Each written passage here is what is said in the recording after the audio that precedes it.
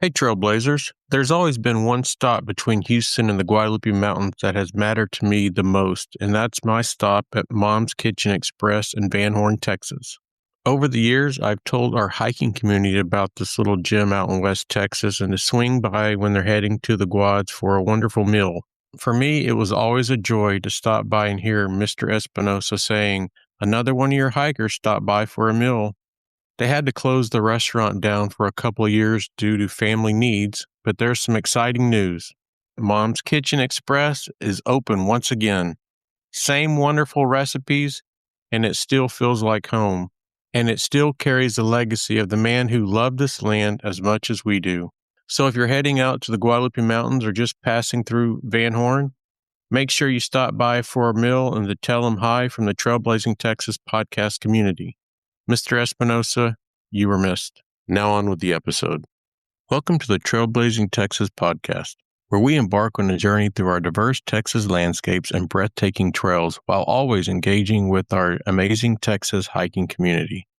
So settle in, tighten up those bootlaces, and get ready for the thrilling tales awaiting for you on this episode.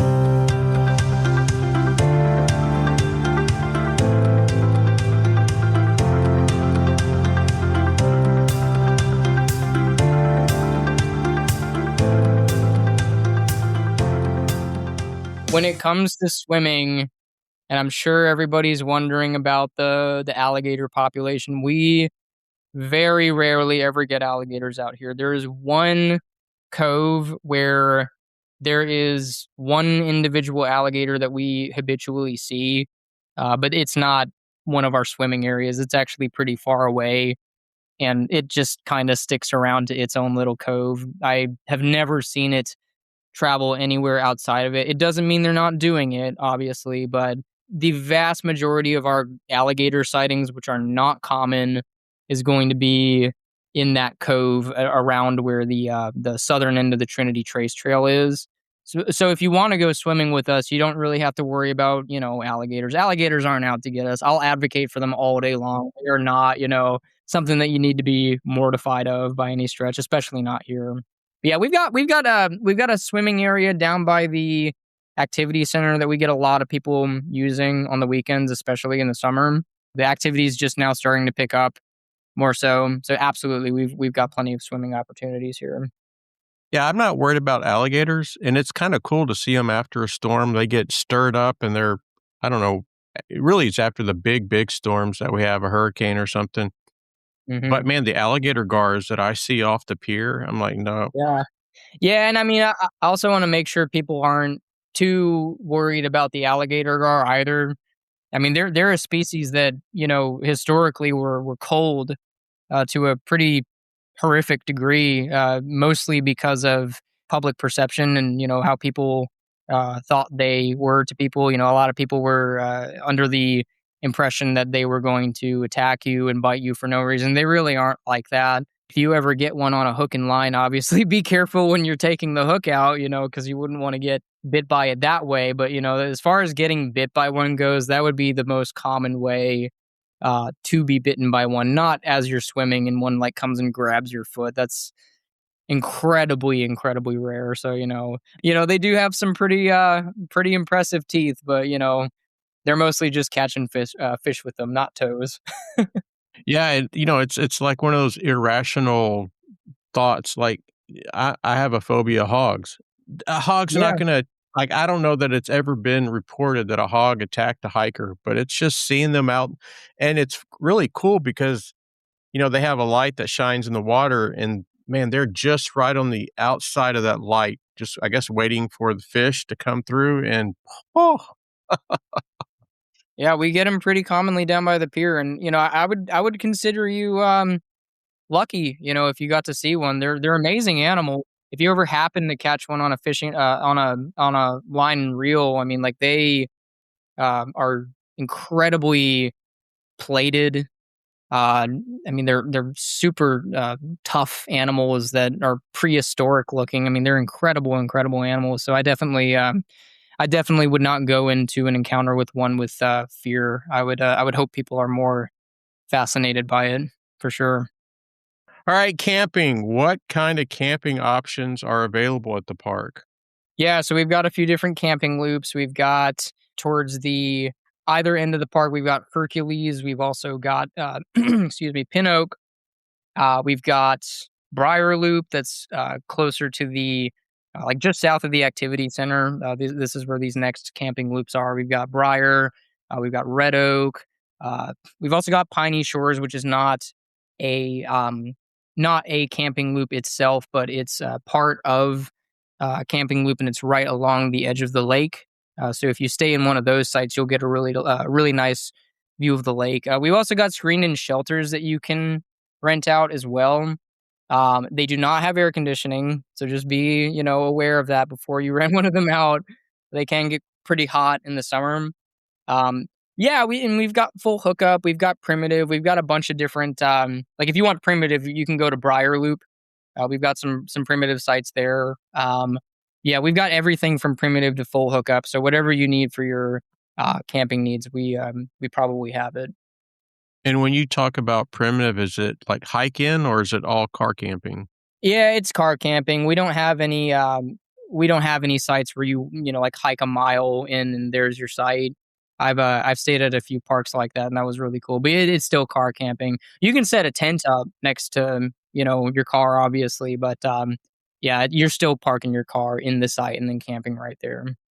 So what's the camping vibe like there at night? Is it people pretty calm or is it loud or I mean, it depends on the weekend. It depends on the group, obviously. But I mean, in general, it's really nice. I mean, like, before my night hikes, sometimes I'll go and do a spin around the park and just talk to campers and just kind of like see what everybody's up to. And I've had it be where I'll be driving around saying hi to everybody, and like I'll have a group that comes and invites me to, you know, uh, have dinner with them or do something like a that. hot People dog? are yeah, hot dog, yeah. But yeah, I mean, usually people are really friendly here. The vibe is very, like I said earlier, it's a very peaceful vibe. It reminds me of when I was in scouts growing up. It's something that always makes me happy getting to see that, because that's those were years in my life that I look very fondly back on. So, whenever I go around our camping loops at night on the weekend, I always get that kind of that kind of camaraderie feeling with all the campers. It's really really awesome. All right, so I have a special request for you, only for the Trailblazing Texas podcast listeners. Oh boy. Are there any campsites, like campsite 7 or 8, that you think has the best views? I would say Piney Shores has the best sites. It usually sells out quicker than any of our other sites do, especially once again on the weekends. So if you want a really nice site that's got lake access right nearby and you can actually see the lake from your sites, 50 through 71s, on Piney Shores is a good one for that. And then also the screened-in shelters are just next to the lake too. So that's also another good option if you're wanting quick access to the lake and boat ramps as well. Like just by the screened-in shelter, there's a boat ramp. So if you're bringing a boat, I didn't even mention this earlier. If you have a boat, you can actually launch it from 3 different boat ramps that we have in the park. We've got one on the north end by the park store, and then as you go further south towards the Briar Loop, there's a boat ramp on the other side of the road right there. And then as you go south towards the activity center, down by the screened-in shelters, you got another boat ramp there too. So there's a lot of really good stuff around that area. All right, with all your experience with the campers, what do you and let's kind of talk about like first time campers. What do you think are kind of what they should know maybe before staying there, or what are some important things you think they should kind of remember before they head out? Yeah, I would say if you're going to come here, I mean, this really goes for any state park, some more than others because the sites are more spread out in some state parks than others. But just, be a good neighbor. Be aware that you've got other people in a lot of cases camping right next to you.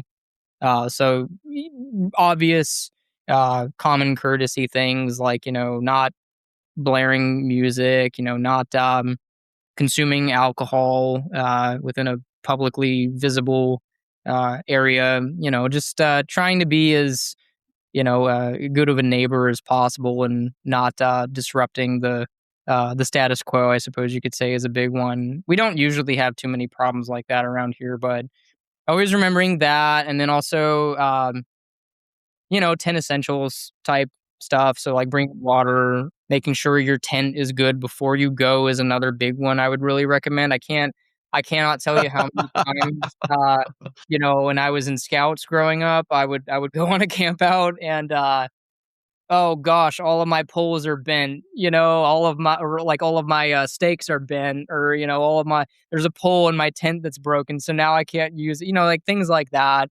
Like I just went on a camping trip to another state park in Tennessee recently, and before I left, I'm glad I did this because I went and I checked my tent, and sure enough, one of the strings that was in one of the poles had broken, and if I had not checked, I would have gone up there, set up my stuff, and then I would have been, over an hour away from a place where I could have gotten a new one, and they might have been closed at that point. So make sure all your gear is good and ready to go before you leave, and also allow yourself enough time to check your stuff prior to your visit, so that if something's wrong, you have enough time to buy a replacement for it. That's a big thing I'd always recommend people do.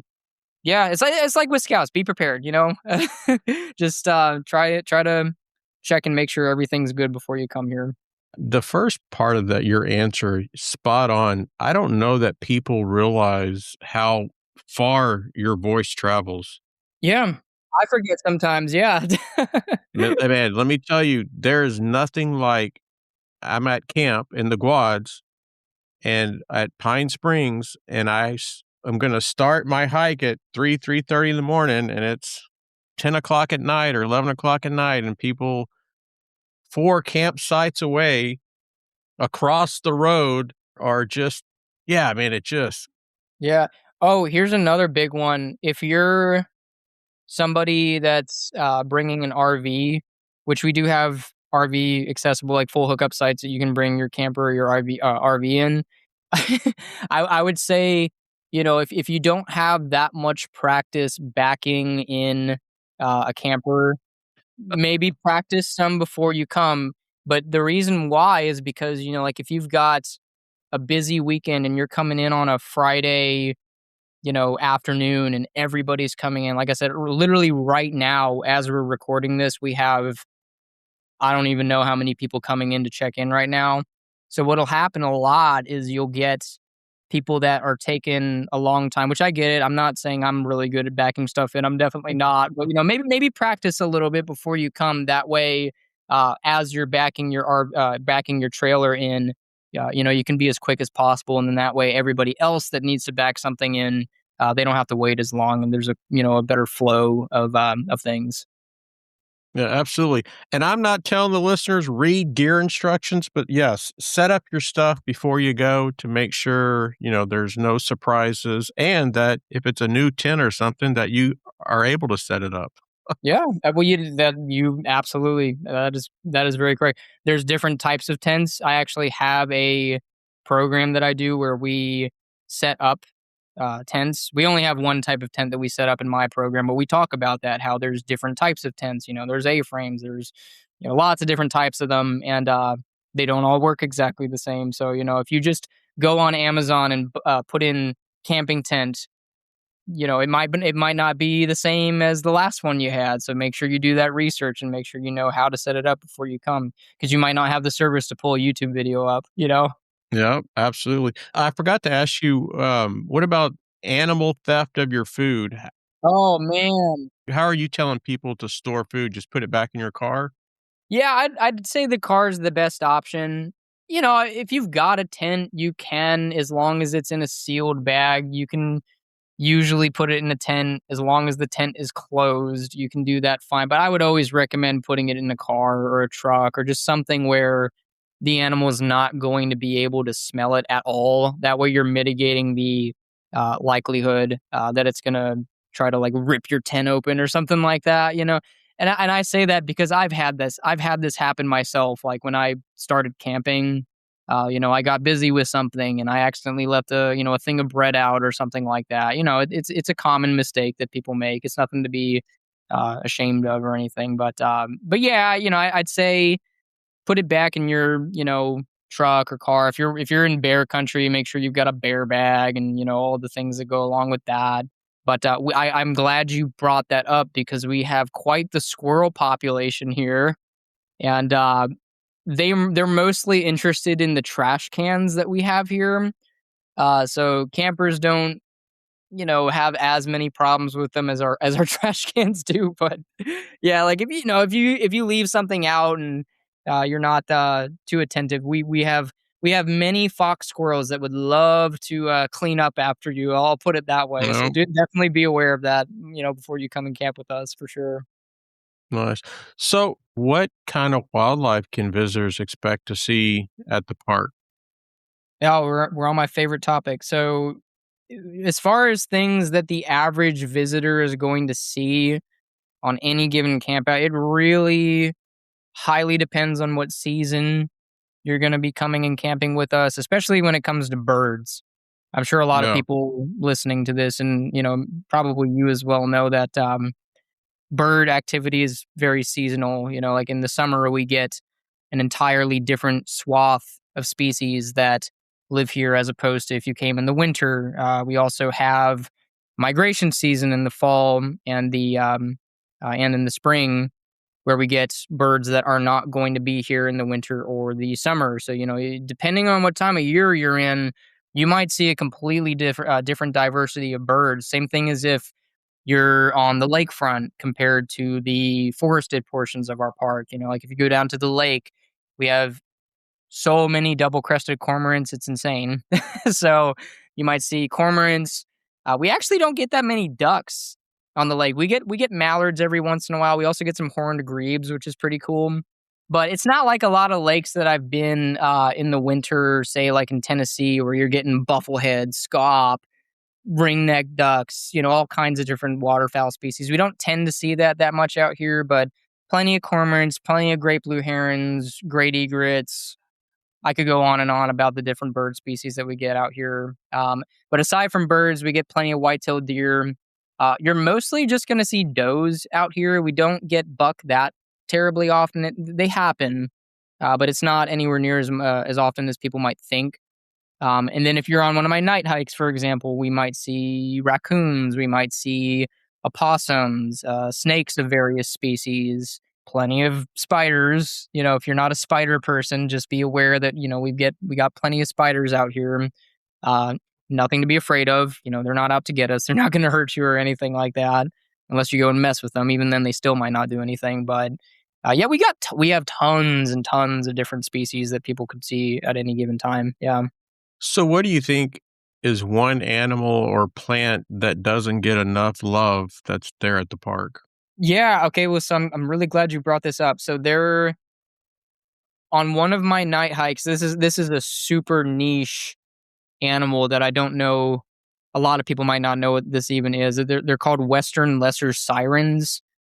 They're a species of salamander, actually, and they're fully aquatic. So they spend pretty much, unless it's flooding really badly and they get washed up onto land, they spend the entirety of their life underground. They're like an axolotl. If you're familiar with what an axolotl is, like the pet salamanders that have the gills up by their neck. So they have gills like an axolotl. And they only have front limbs. They have no back limbs. Their tail is vertically compressed so they can swim in the water. We actually have a population of Western lesser sirens in Duck Pond, which we have seen on several occasions. I've seen a few different individuals in there. I want to learn more about the population that we have out here whenever I have time. But as far as ones that people don't put much attention towards and maybe don't even know exist, but we do have here, the Western lesser sirens that we get in Duck Pond, I think are really, really amazing animals that don't get enough love. And they're only in the duck pond? So they might also be in Frog Pond. It honestly, it surprises me that they're in Duck Pond to begin with, because typically what you see with them is that they're in wetlands that branch off of larger rivers. So like if you've got an oxbow lake, which is where you have the curve in a river, and you'll get larger floods that fill in that gap between where the river curves. That area where it floods, that's what's usually referred to as an oxbow lake. So you'll get them in areas like that. You'll get them in marshes and cypress swamps that branch off from those larger water systems. But Duck Pond is a fairly isolated water body that doesn't really get connected to any of those larger water bodies. None of not the Trinity River, not any of the, like Long King Creek, none of those larger streams or rivers. But we have a population here, and it fascinates me. Like, how did they get here? Why are these salamanders even here in the first place? And Duck Pond's man-made too. So as for why they're here, I don't know, but that's one of those wildlife topics that is fascinating, and a lot of people don't even know it exists. Yeah. So speaking of, wildlife encounters and kind of what we just talked about, like what the salamanders in the duck pond, what is the best way for visitors to observe the wildlife responsibly? Yeah, that's a good one. So what I would recommend, bring a pair of binoculars with you if you can. We do ask that everybody stays on the trail if they are hiking on any of our trails. So, if you happen to see something way off the trail, I would certainly suggest and recommend that you stay on the trail and just look at it from where you're standing. But if you are in that situation and you've got a coach whip, or like a white-tailed deer, whatever animal it is, and it's off the trail, if you got some binoculars, you can view it pretty well, even if you're just standing on the trail. But then, yeah, I mean that honestly, that's most of it. But slow down. That's the other thing, is make sure when you're hiking, if you want to see wildlife, you want to be as slow as you possibly can, because if you're going and you're just trying to knock out all the trails and just do it as fast as possible, you're probably going to miss stuff. So if your main focus is seeing as much wildlife as possible, really slow down. Try to notice a lot of those things that we were talking about that I make videos about, like the vines, like the mosses and the mushrooms and all kinds of different things. Really try to slow down and digest as much of it as you can. Yeah. I love this part of the episode, and it really just focuses on everything that all your educational programs and stuff. So what programs do you lead as an interpretive ranger at the? I have a lot of them. So where do I start? So I do the night hikes. I love the night hikes, and with the guided hikes, whether they're night hikes or day hikes, which I also do day hikes, we don't always just stick to one trail. So like, for example, recently I did one on the Oak Flat Trail right by our park headquarters, but I'll also do them on the Piney Woods Boardwalk. I'll also do them on Trinity Trace sometimes. So we'll do these guided hikes in a variety of our trails, not just one. We also do the first day hikes too, which are really cool. That's, whenever we have the first of the year, and then we get as many people as possible to come out to the parks and hike with a ranger. I lead those as well. But then I also do kayaking programs. We've got our own kayaks that we will allow visitors to use during a program that I lead them on. So we get to see the lake that way. Like I said, I do fishing programs too, where we'll give fishing poles to guests, and we'll go out and I'll teach the basics of fishing. If you're a pro angler or somebody that's your thing, you might not be learning a whole lot that you didn't already know. But especially if you're a kid, or you're just somebody that's just getting into it, it's a really good gateway to get you into that situation where you can learn even more about it down the line. Let's see, archery. We have archery programs that I do out here as well. I try to do them once a month. And then the snake programs are big. I'm sure you and a lot of the people that have watched the Facebook know that snakes are my big thing, that I spend more time doing a variety of different things with than pretty much anything else. And I do a snake program every Saturday at 3:00, as long as I'm in the park. Those are, we have at least 50 people, sometimes 70, that'll show up to that pretty much every single time. So the snake programs are great. You get to see live snakes. It's not just pictures and like PowerPoint slides. You're getting to see live individuals of the native snakes that live in this area, which is amazing, I think. And we've also got mammal pelts and skull programs. We've got frog call programs that I do. Alligator programs. We actually have 2 American alligator juveniles in the park store that we keep that I'll let people touch, and we'll talk about them and feed them so people can learn more about them. Man, there's a lot of different. Also, I do flint and steel fire starting programs. So we teach people how to make a fire when you're out camping, as well as the tent making programs that I was talking about before. So I try to cover a bunch of different bases, just to give new time campers and hikers and people that are getting more involved with state parks as many different entry level skills and sometimes more advanced skills that they possibly can get, and just let them enjoy the outdoors as much as possible. I've said this 1,000 times on the podcast. I've always went to parks, and I have an agenda. Mm-hmm. I want to get there. I've got big hiking days or backpacking days, and never once did I ever pay attention to kind of what's going on. And there was one time we were getting our backcountry permits in the Guads, and Leah, the ranger there, I've known her for, I don't know, 4, 5, 6 years. I always talk to her when we get there because she's the one that's usually giving us our permits. And she's like, "Hey, I've got a program. Do y'all want to stay for a second and listen to it?" And we're like, "Yeah, no problems." And that was probably the greatest program that I've ever witnessed. And from that moment, I mean, I'm crying. Henning, who's an ex-Marine, he's tearing up, probably only on the inside.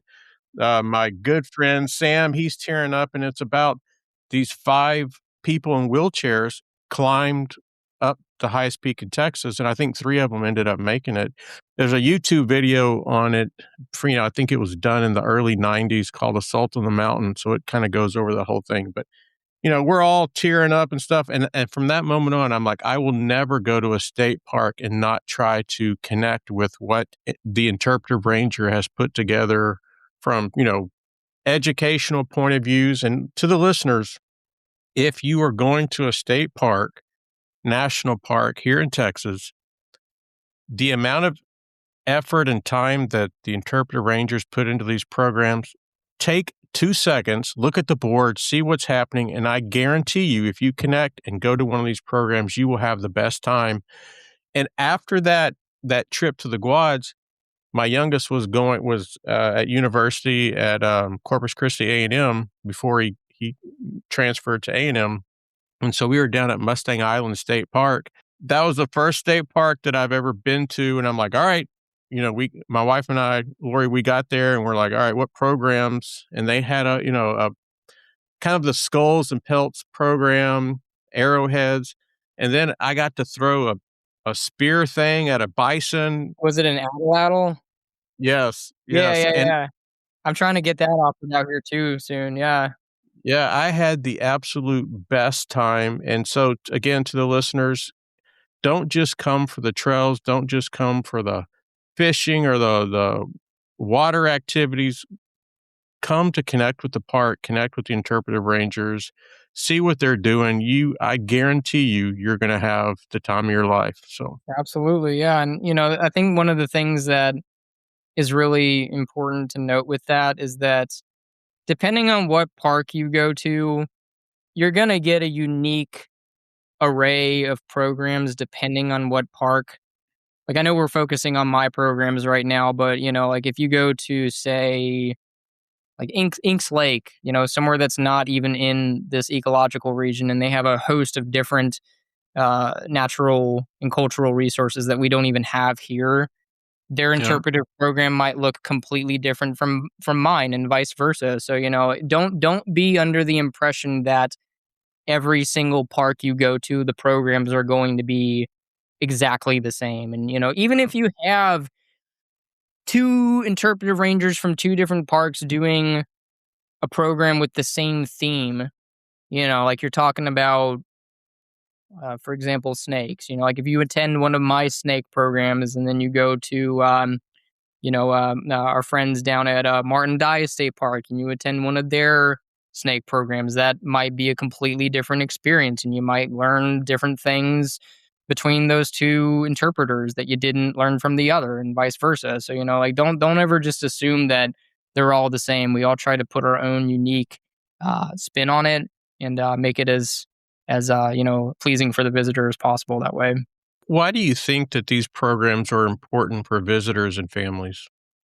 Well, I think as time as time goes on, I feel like people are becoming more and more disconnected from nature. And the whole reason, and I kind of touched on this before. I mean, the biggest reason that I do the programs that I do is to try and fix that as much as I can. Try to give people every excuse that they possibly can to have a connection with our resources and our parks. Love me a good city as well. I think I have an appreciation for that kind of thing as well. But I definitely believe that there could be a lot more people out in natural places like where we are now than we're seeing. So if I can take that little day or two long visit that somebody has, and turn it from this was a cool camping trip, into a, oh my gosh, we're fascinated with this stuff now visit. That's what I'm trying to do, is not just have them have a fun visit, but an encapsulating visit. Get them fascinated with this stuff, and really develop as much of a connection with not just our park, but natural resources and outdoor recreation as possible. That's the biggest reason that I do these programs, is to get people as much of a connection with this stuff as possible. And outside of that, which I mean, your answer is perfect, but also it just brings families together. Yeah. Like, as a parent, you see Ranger Eric teaching your son fishing and shooting an arrow, and and as a parent, how could you not be happy and feel more connected to your kids and spending time together? Like, Yeah, and, like in a lot of and I'm not the only one that does this by any means, but a lot of the programs that I do, I try to keep them family oriented as much as I can, so that not just kids but also adults have something that they can appreciate about them, and get as much as possible that they can from them. So it doesn't matter if you're an elementary school kid, age kid, or one of our park hosts that's in an older age bracket. I try to make sure that there's as much content within our programs, or that we offer here, that can give everybody of all walks of life and age ranges something that they can latch on to, and find enjoyment and education from, for sure. Absolutely. so is there any new programs that you're starting out that you want to let the listeners know about? It's actually funny that I'll give Junior a shout out here if you're watching this. Junior! Junior, yeah. So Junior, I actually learned about this from listening, just so that what you're doing is making a positive impact. I listened to your episode with Junior, and he mentioned a program that he does with animal shelters, where he gets the animal shelters that are in the local area involved with the park, and they bring the dogs on a hike, and then they get the public involved so that they have a higher likelihood of getting their dogs adopted. I love that. We have a big stray dog problem in this area, and getting as many dogs into good homes from those animal shelters as possible, so they have more carrying capacity, and just keeping that flow, getting them out to good owners that will take good care of them and not have them get loose or dump them, I think is a really good way to help that. So I took that idea from him, and Nice. consensually, but I took that idea from him, and on the 20th of June. It's tentative right now. I just have to hear back from the person or the animal shelter that we're doing it with, to get a confirmation on it. But we're shooting for June 20th of this next month, and we're gonna do one of those hikes out here. And we've never done that here at the park before, so I'm super excited about that. And I'm hoping that we can get get some dogs, some good new owners, and help the stray animal problem around here. Yeah. Man, that's wonderful to hear. And when he was describing that program, the hairs on my arms were standing up. Like stuff like that is so impactful. And man, how Yeah. can you not, as a visitor to the park, want to get involved in stuff like that? And also, just real quickly, I know I'm taking up a lot of your time, and we'll wrap it up here pretty quick. But if you ever need a volunteer, send me an email. I'm signed up through Texas Parks and Wildlife Volunteer, got approvals and all that. I reached out to another local state park, about volunteering opportunities and what they needed, and did a couple times, never heard back. So if you ever need some help with anything, just shoot me an email. So Yeah, well, I mean, like I said earlier, I'm this doesn't just go for you, this goes for anybody else that's listening. I'm the volunteer coordinator out here as well. So if you're ever interested in volunteering for one of the larger programs that I do, and you think that maybe you have an area of expertise, or you could just be hands that could be holding some tools and helping with a management project. Like I do a lot of invasive species management projects out here whenever I can. So if you're interested in doing some invasive species management or helping restore the prairie or I've got a Halloween event that I do every year that I'm trying to make a regular occurrence at this point. So those we're going to be hopefully getting some larger special events up in the near future here. So I'm always looking for volunteers that can help me with those larger events. And we also have a park host program as well, where you actually get to stay in our park for free as long as you volunteer 4 hours of your time a day for 4 days out of the week. It's not that big of a time commitment. With that, you're getting a free place to stay, washer and dryer to take care of your clothes. Lots of really good things with that. So I would be the initial contact with that. So yeah, you can reach out to me. Any of the listeners that are listening to this can reach out to me as well if they're interested in volunteering with us, and I'd be happy to facilitate that, of course. nice. I tell you what, there's not a lot of good things that I do or know about, but I can help you set up a tent. I've got Yeah. 10 tents back here, Dyneema trekking pole tents. Like I can definitely, I can support you in that for sure. Or vegetable gardening.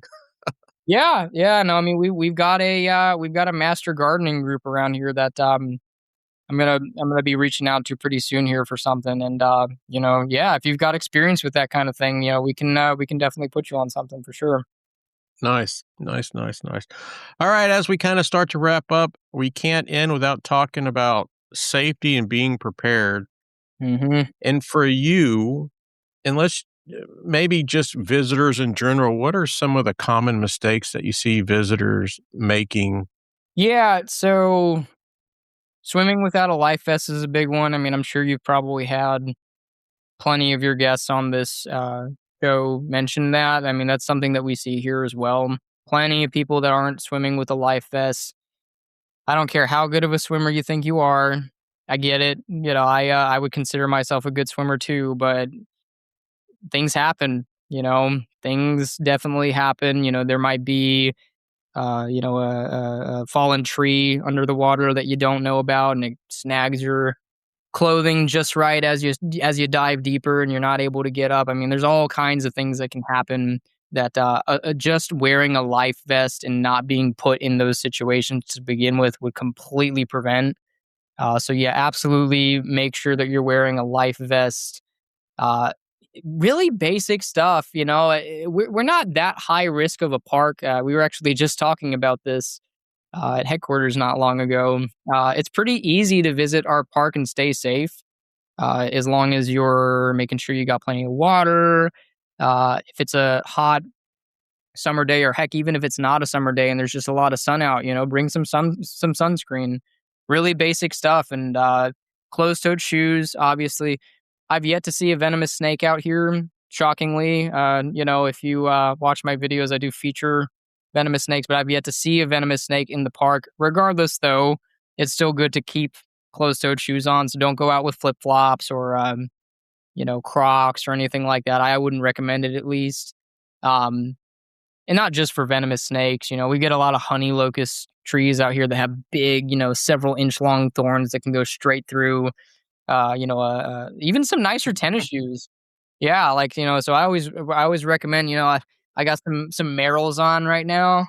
Yep. Get some boots. Get some nice hiking boots if you can, and make sure you're wearing those whenever you're on our trails. Even in your campsite, I wouldn't say it's a bad idea if you've got to walk somewhere and you don't have adequate lighting. On that note, make sure you got a flashlight with you if you're going to be camping with us, and you got to walk to the bathhouse. Make sure you can see where you're walking. It's really, really simple stuff that is usually self-explanatory that you can do to avoid getting injured or hurt out here. And as long as you do those things, you should be okay. Let me tell you, Ranger Eric, you ever want to go see some venomous snakes? You just come with me on a Sunday on the Lone Star hiking trail. I'm actually hoping to do the Lone Star Trail in the fall this year. I heard you mention that on one of the other episodes that I listened to, and I was like, oh, yes, I bat 1,000 on copperheads, water moccasins, or coral snakes. You ever see any timber rattlesnakes while you're hiking it at all? Or I don't know. And I don't know if what we saw was a juvenile copperhead or it was a timber rattler. To me, it looked like a rattler, but did it have a bright yellow tail tip? I'll send you a picture. Yeah, send me a picture. If it had a bright yellow tail tip, the copperheads and the cottonmouths, they'll have a caudal lure is what it's referred to, and they'll wiggle it in front of their face. So things will come and think it's a worm, and then they eat whatever, So that's a good way you can tell the difference between the rattlesnake juveniles and the copperheads and cottonmouths. During my hiking season, I bat almost 1,000 of running into a snake. And yeah, I'm not going to admit to this. I'll admit to this off of the recording of the episode because yeah. What about weather? How does what I mean by you're out in West Texas and you hit a rainstorm, it could be dangerous because the water, flash floods and stuff. So how does the park handle weather? Yeah, I mean it depends on what kind of weather we're having, obviously, but it's the biggest thing when it comes to inclement weather out here that I would hope people are more aware of is I wouldn't say we get flash floods that often in the sense where, people are getting, flooded out of their campsites or anything like that. But, alongside the trails and the roads, they can get pretty high with water sometimes. So, if you're out on one of our trails and maybe you're a little further out, which, like I said, I mean, our trail, we have plenty of trails that you can hike, but even if you're as far out on one of our trails as you can get, you're usually not going to be any longer than a mile or two from where you parked your car in most cases. So it's usually not that much that you have to do to get out of that situation. But if you are hiking further in the park,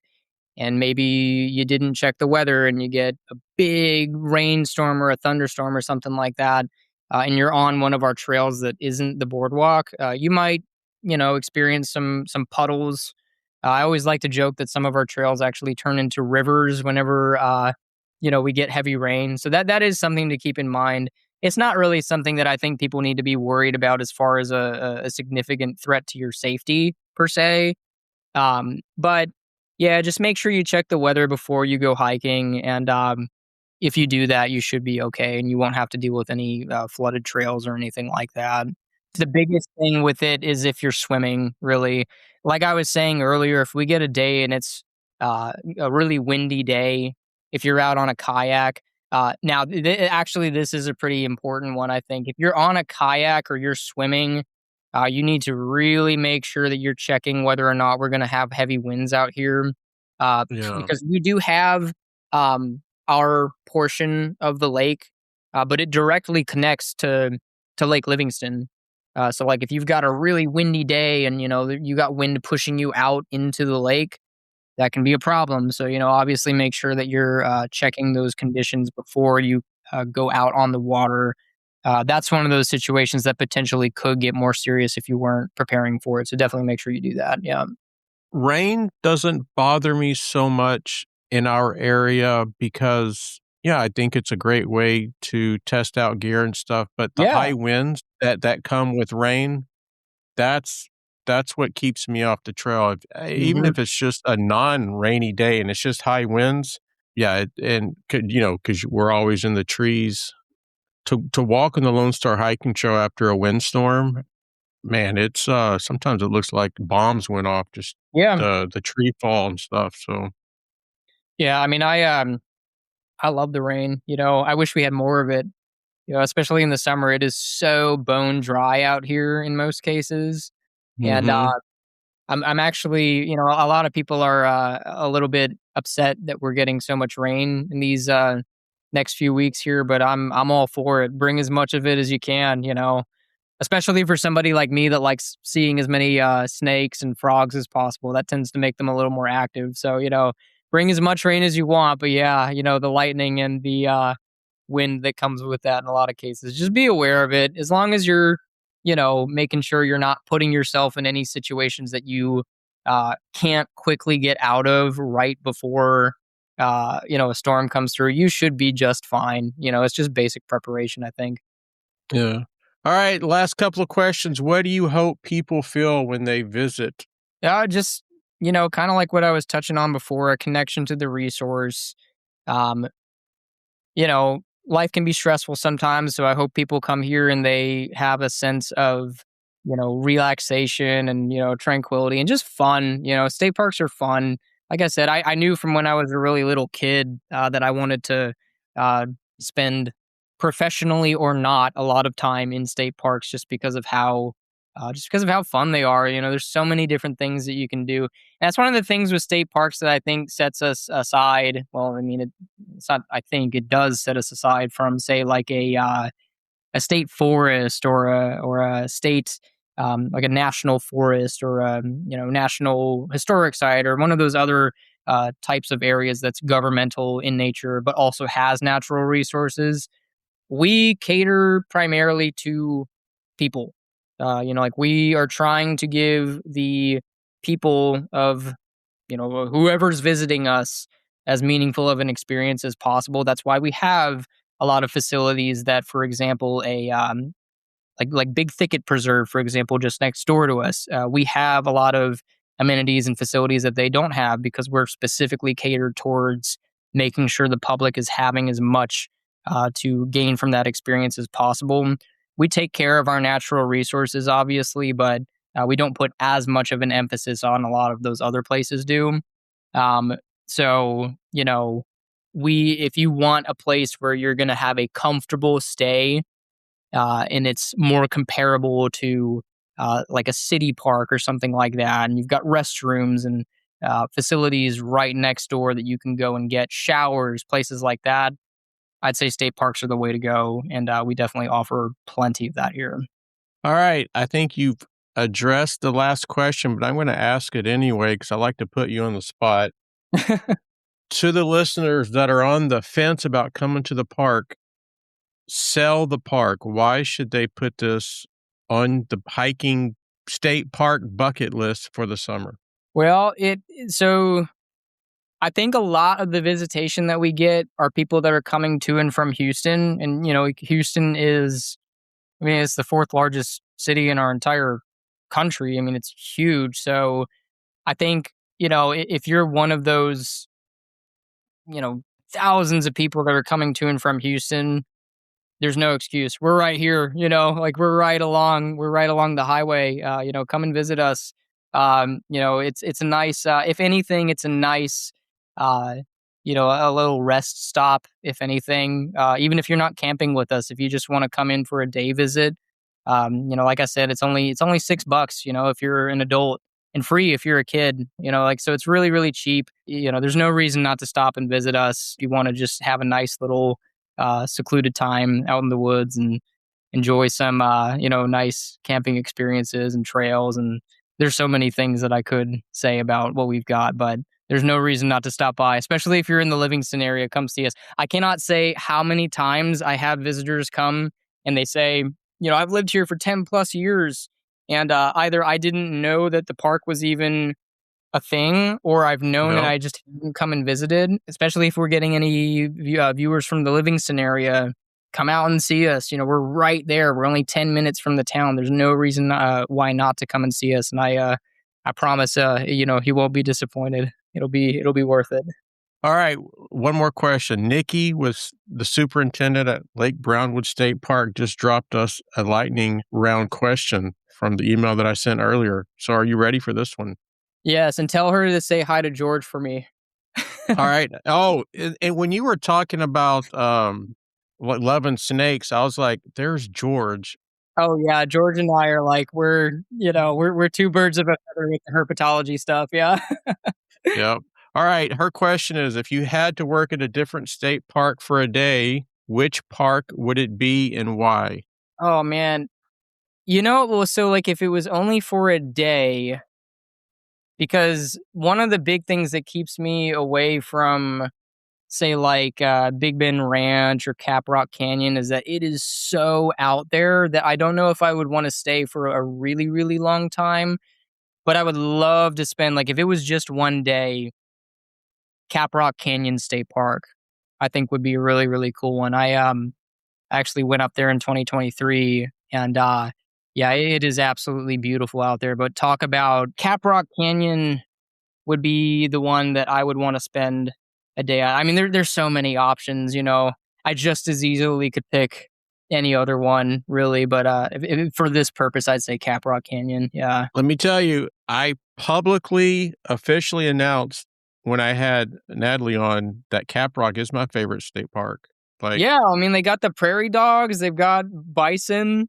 I mean, like it's insane. I always say with them, it gives you a really good idea of what it would have been like before, like Europeans came. Because they've still got free roaming bison out there, which is yep. really, really cool. And if you go out to Caprock, they have entire programs about the bison that with far more knowledgeable people on that particular topic that you could learn way, way more about than you could learn with me. But I just think that's so cool that they have that out there because they used to be so wide ranging in the United States, and now there's hardly any of them. But that's one of the places that you can go and you can see them. They're not in a pinned-in area. They're free roaming, which is incredible. So The last trip that I had, I go once a year to Caprock in Copper Breaks, but I was at South Prong campsite and so if you go to South Prong campsite, if you walk to the campsite and you head to the left, there's a ledge that you can camp on. So there's like a cliff right next to where you set up your tent. And it's right up against a tree, and there's like a little path that kind of goes around the tree, and there's some other camping spots that are not really visible to kind of the main area.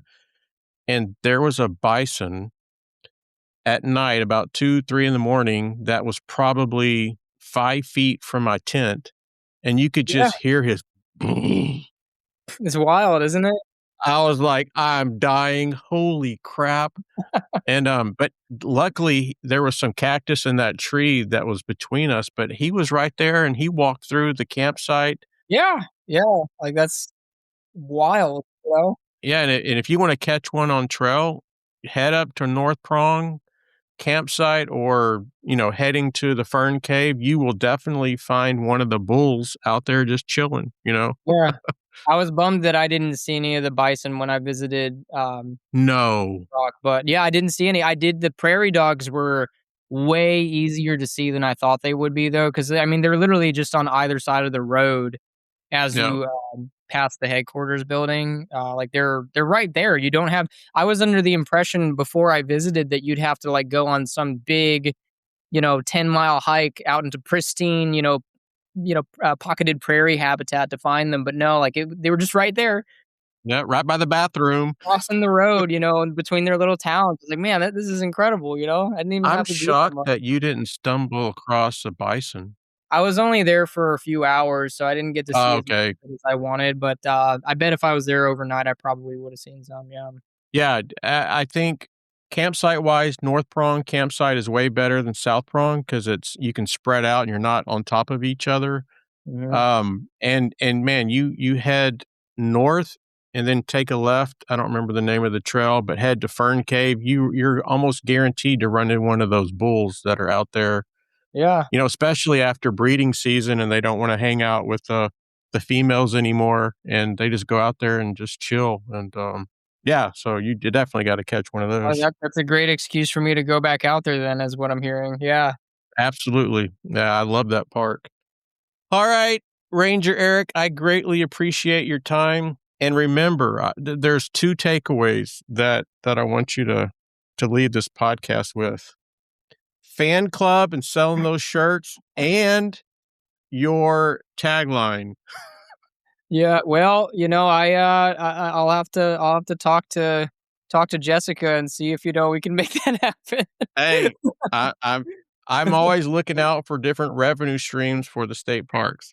Absolutely. Well, hey, if there's a way I can support our parks, and that would be the way I do it. Hey, if it feeds back into the parks, I'll do it. Yeah. Thank you for doing what you do. Like we do our best to get out into the public as much as we can internally with state parks, but like having people that are passionate in the public like you that do this kind of thing, we genuinely really appreciate you guys. And what you're doing with this podcast is just a really good example of how anybody, whether you're in a governmental agency, whether you're in academia or not, we can all contribute to this kind of thing in some way. Whether you're a citizen scientist, it doesn't matter. Like doing this kind of thing that you're doing is awesome. It puts more eyes on us. It puts more eyes on the resources. And it just brings more awareness to state parks. And I, as well as everybody else, we really appreciate that you do this. It's awesome. Yeah. Hey, I greatly appreciate the kind words. And, you start to meet you guys that work for the state park system, and you start to really understand how special you guys are. So it's an absolute treat for me to spend the time with you guys, and to also let the listeners know and see how special and caring and dedicated to service and stewardship that you guys are. So yeah, it's awesome. Thank you so much. Hey, and if there's anything exciting happening at Lake Livingston State Park, and you want to come on for 5 minutes, 10 minutes to ask for help or anything, man, just let me know and we'll set it up, and I'll get it published. Absolutely. Well, come out to see me sometime. Oh, hey, I'm bringing the stickers, and I will let you know. Yeah, and that's also a goal, is to meet everybody that's a guest on the podcast. So I have so many state parks that I'm behind schedule on, but yeah, that is definitely a goal, and you're local, so you may get tired of seeing me. Well, we're here. You're welcome whenever you want to come by. All right. Well, have a wonderful weekend, and thanks for coming on the podcast. Thank you. All right. Bye. And that wraps up another exciting episode of the Trailblazing Texas podcast. We hope you enjoyed the episode today, and stay tuned for our next episode, where we will pick back up where we left off and guarantee to uncover many more hiking gems and share many more tips to enhance your experience on the trail. Until then, happy trails and happy hiking.